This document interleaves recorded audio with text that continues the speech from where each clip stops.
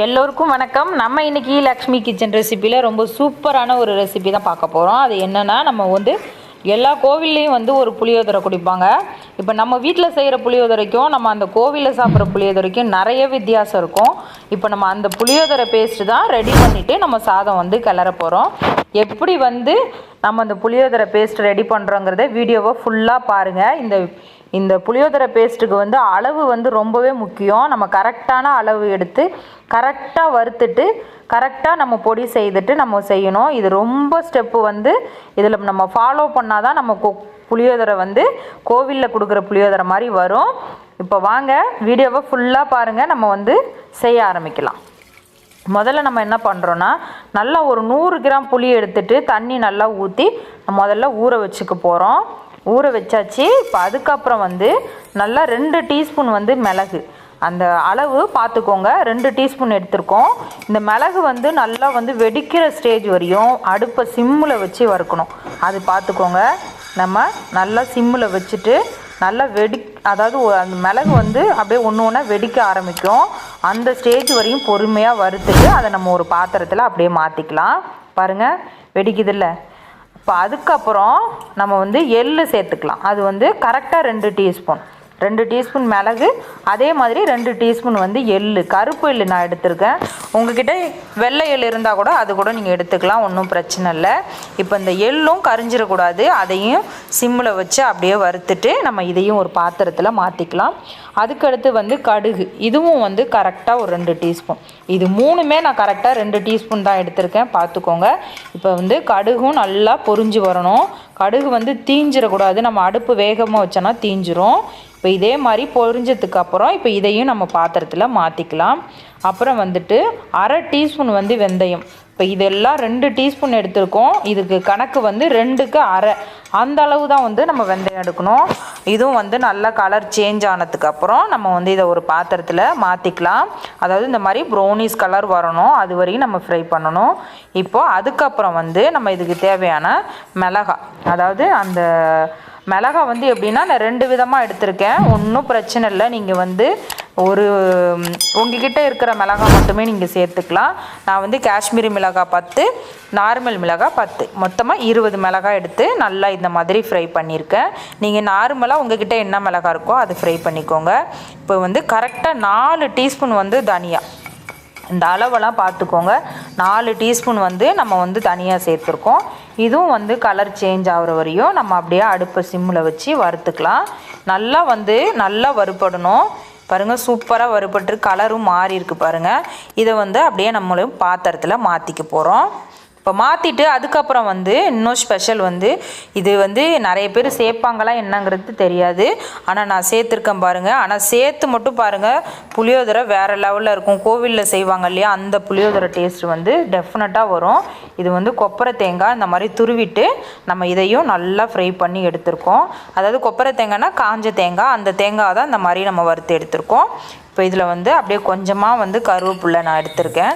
பாருங்கள், இந்த அளவு சேர்த்தா போதும். இதையும் நம்ம அரைச்சி தான் சேர்க்கும் போது அந்த ஃப்ளேவர் நல்லா இறங்கியிருக்கும். அதுக்காக தான் நம்ம கருவேப்பிலை இந்த மாதிரி ஃப்ரை பண்ணி சேர்க்குறோம். இப்போ இதுவும் நல்லா பொரிஞ்சிருச்சு. இப்போ இதையும் நம்ம வேறு பாத்திரத்துக்கு இப்போ மாற்றிக்க போகிறோம். பாருங்கள், நான் எந்த அளவுக்கு வறுத்துருக்கேங்கிறது மட்டும் பாருங்கள். நம்ம இப்படி ஒடிக்கும் போது, கையை வச்சு ஒடிக்கும் போது மொறுன்னு ஆகுது பாருங்கள். இந்த ஸ்டேஜில் இருந்தால் தான் நம்ம பவுட்ரு சூப்பராக வரும். இதை கரெக்டாக நீங்கள் வறுத்துட்டிங்கன்னா உங்களுக்கு புளியோதரை சூப்பரான டேஸ்ட்டில் கிடைக்கும். இப்போ நல்லா நம்ம வறுத்து எடுத்தாச்சு. இப்போ இதை நம்ம பவுட்ரு பண்ணி நம்ம எடுக்க போகிறோம். இப்போ நம்ம மிக்ஸி ஜாரில் சேர்த்துட்டு நல்லா பவுட்ராக்கி நம்ம எடுத்துக்கலாம். இப்போ பாருங்கள், நம்ம அரைச்சி எடுத்துகிட்டு வந்தாச்சு. இப்போ புளி காய்ச்சல் ரெடி பண்ணிடலாம்.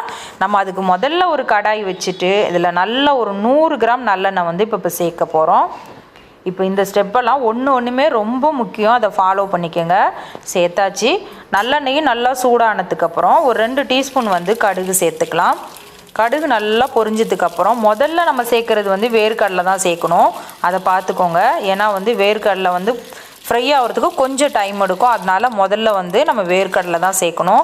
நல்லா ஒரு 50 கிராம் வேர்க்கடலை நான் சேர்த்துருக்கேன். இது கொஞ்சம் நேரம் பொரிஞ்சதுக்கப்புறம் இதில் அப்படியே கருவேப்பிலை நம்ம கொஞ்சமாக சேர்த்துக்கலாம். கருவேப்பிலையும் பொரிட்டோம். கருவேப்பிலை பொரிஞ்சதுக்கப்புறம் இதுக்கப்புறம் அப்படியே ஒன்று ஒன்றா நம்ம கடலைப்பருப்பு, உளுத்தம்பருப்பு இதெல்லாம் அடுத்தடுத்து நம்ம சேர்த்துக்கலாம். இது நல்லா கொஞ்ச நேரம் ஃப்ரை ஆனதுக்கப்புறம் அதுக்கப்புறம் ஒரு 5 மிளகாய் அப்படியே வந்து முழுசாக அப்படியே சேர்த்துக்கலாம். காஞ்ச மிளகாய் இது. இப்போ இதுவும் ஒரு 2 நிமிஷம் ஃப்ரை ஆகட்டும். ரொம்ப நேரம் வேண்டியில்லை. இந்த மாதிரி வதக்கி விட்டுட்டு இப்போ அதுக்கப்புறம் வந்து கொஞ்சமாக ஒரு 2 டீஸ்பூன் கடலைப்பருப்பு இதில் அப்படியே சேர்த்துட்டு அதுக்கப்புறம் வந்து உளுத்தம்பருப்பு ஒரு டீஸ்பூன் சேர்த்துக்கலாம். கடலைப்பருப்பு 2 டீஸ்பூன் சேர்த்துருக்கோம். அதுக்கப்புறம் வந்து உளுத்தம்பருப்பு 1 டீஸ்பூன் சேர்த்துருக்கோம். இப்போ இதுவும் வந்து எப்படின்னா நல்லா ஃப்ரை ஆகணும். இப்போ வந்து இது 3மே வந்து கரெக்டான கலரில் வந்து ஃப்ரை பண்ணி நம்ம எடுக்கணும். ரொம்பவும் கரிஞ்சிடக்கூடாது, அதே சமயம் வேகாமலும் இருக்கக்கூடாது. நான் வேக வச்சுட்டு காமிக்கிறேன் பாருங்கள். நல்லா ஃப்ரை ஆனதுக்கப்புறம் இப்போ இதில் கொஞ்சமாக வந்து மஞ்சத்தூள் சேர்த்துக்கலாம். ஒரு டீஸ்பூன் சேர்த்துருக்கோம் மஞ்சத்தூள்.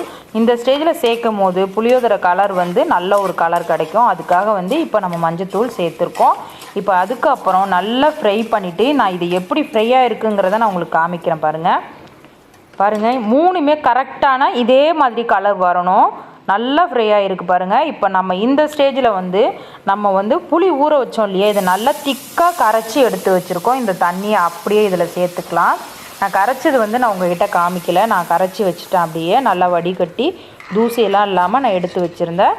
இப்போ வந்து நல்லா கலந்து விட்டுட்டு இப்போ நல்லா இது வந்து கொதிக்க வைக்கணும். இதில் வந்து இது ரொம்ப பெரிய ஸ்டெப்பு இது. இப்போ இதில் இதுக்கு தேவையான அளவுக்கு கல்லுப்பு அப்படியே சேர்த்துட்டு நல்லா கட்டியாக வரணும். அதாவது இந்த புளி தண்ணி வந்து நல்லா திக்காக வரணும். அந்த அளவு வந்து நம்ம இதை வந்து காய்ச்சி எடுக்க போகிறோம். இப்போ ஓரளவு திக்காக இருக்குது. இப்போ இந்த ஸ்டேஜில் வந்து நம்ம ஃப்ரை பண்ணி எடுத்து அரைச்சோம் இல்லையா, அந்த மசாலா வந்து பாதி வந்து இதில் அப்படியே சேர்த்துருக்கோம் நம்ம. இப்போ அதுக்கப்புறம் ஒரு துண்டு நம்ம வந்து வெல்லம், நான் வருங்க கம்மியாக தான் சேர்த்துருக்கேன். இப்போ இதை சேர்த்துட்டு இப்போ வந்து கொஞ்சமாக வந்து பெருங்காயம், நல்லா ஒரு 2 டீஸ்பூன் வந்து இந்த ஸ்டேஜில் தான் பெருங்காயத்தூள் வந்து நம்ம சேர்க்கணும். அப்போ வந்து ஃப்ளேவர் வந்து நல்லா கிடைக்கும். இப்போ சேர்த்துட்டு இப்போ நல்லா மிக்ஸ் பண்ணி விட்டுக்கலாம். இப்போ வந்து வெல்லம் வந்து உங்களோட அளவுக்கு தகுந்த மாதிரி நீங்கள் சேர்த்துக்கோங்க. இனிப்பு பிடிக்கலைன்னா சேர்க்காம கூட விட்டுருங்க. நான் கொஞ்சமாக வந்து எடுத்திருக்கேன். அதாவது ஒரு 2 கட்டி அளவு சேர்த்துருக்கேன். இப்போ சேர்த்துட்டு நல்லா மிக்ஸ் பண்ணி விட்டுட்டு நம்ம வந்து எல்லாமே நல்லா கொதித்து வந்திருக்கு பாருங்கள். இப்போ இது கடைசி ஸ்டேஜுக்கு நம்ம வந்துட்டோம். இப்போ இந்த ஸ்டேஜில் நம்ம வந்து மேலே கொஞ்சமாக கருவேப்பிலை வந்து நம்ம சேர்த்துருக்கோம் பாருங்கள். இதில் மேலே வந்து அப்படியே எண்ணெய் வந்து அப்படியே கருப்பாக தெளிஞ்சு வந்திருக்கு பாருங்கள். இந்த அளவு வரும்போது நம்ம புளியோதரை வந்து ஆஃப் பண்ணி விட்டுறலாம். கரெக்டான பக்குவம்னா இந்த எண்ணெய் வந்து மேலே வந்து அப்படியே வந்து நிற்கணும் பாருங்கள். உங்களுக்கு பார்க்கும் போதே நல்லா வித்தியாசம் தெரியும்னு நினைக்கிறேன். புளியோதரை வந்து பேஸ்ட்டு வந்து ரொம்ப அட்டகாசமாக நம்ம ரெடி பண்ணியிருக்கோம் பாருங்கள். இப்போ நான் கொஞ்சமாக சாதத்தில் எண்ணெய் கொஞ்சம் நல்லெண்ணெய் அது நல்லா ஒரு டீஸ்பூன் சேர்த்துட்டு இந்த மாதிரி மிக்ஸ் பண்ணியிருக்கேன். நான் ரொம்ப சாதம் எடுக்கலை, கொஞ்சமாக தான் கிளறேன் பாருங்கள். இப்போ இந்த சாதத்தில் நம்ம அப்படியே இந்த பாத்திரத்தில் நம்ம சேர்த்துக்கலாம். நான் எல்லாத்தையும் அள்ளிட்டேன் ஒரு பாத்திரத்தில். கொஞ்சமாக வச்சுட்டு நம்ம வந்து இதை கிளறிக்கலாம். நான் வந்து உங்களுக்காக கிளறி காமிக்கணுங்கிறதுக்காண்டி தான் கொஞ்சோண்டு ரைஸ் சேர்த்துட்டு கிளறேன் பாருங்கள். இப்போ இதில் வந்து நல்லா மிக்ஸ் பண்ணி விட்டுட்டு இந்த நம்ம அரைச்சி வச்சுருந்தோம் இல்லையா, அந்த பொடியில் வந்து நம்ம 1 டீஸ்பூன் சேர்த்துக்கலாம். இதை சேர்த்து நம்ம வந்து சாதம் கலரும் போது அதோட ஃப்ளேவர் வந்து நீங்கள் ஒரிஜினலாக நீங்கள் எப்படி நீங்கள் கோவிலில் கொடுக்குற புளியோதரையில் வந்து நம்மளுக்கு அந்த டேஸ்ட்டு கிடைக்குதோ அந்த அளவு கிடைக்கும். உங்களுக்கே தெரியும்னு நினைக்கிறேன். இப்போ நம்ம வந்து மிக்ஸ் பண்ணிட்டோம். மிக்ஸ் பண்ணிவிட்டு ஒரு பாத்திரத்தில் நான் போட்டிருக்கேன் பாருங்கள். பார்க்குறதுக்கு உங்களுக்கு தெரியும் புளியோதரை வந்து கோவிலில் கொடுக்குற புளியோதரை மாதிரி ரொம்ப அட்டகாசமாக வந்திருக்கு பாருங்கள். உங்களுக்கும் இதே மாதிரி புளியோதரை வேணும்னா நம்மளோட ஸ்டெப்பெல்லாம் ஃபாலோ பண்ணி இதே அளவில் நீங்கள் செய்து பாருங்கள். செய்து பார்த்துட்டு உங்களோட ஃபீட்பேக்கை எனக்கு மறக்காமல் கமெண்டில் சொல்லுங்கள். என்னோடய வீடியோ பிடிச்சிருந்தா லைக் பண்ணுங்கள், ரொம்ப பிடிச்சிருந்தா சப்ஸ்கிரைப் பண்ணுங்கள், பக்கத்தில் உள்ள பெல் பட்டனை கிளிக் பண்ணுங்கள். அப்போ தான் நாங்கள் போடுற வீடியோ உங்களுக்கு உடனே நோட்டிஃபிகேஷன் வரும். தேங்க்யூ ஃபார் வாட்சிங். உங்கள்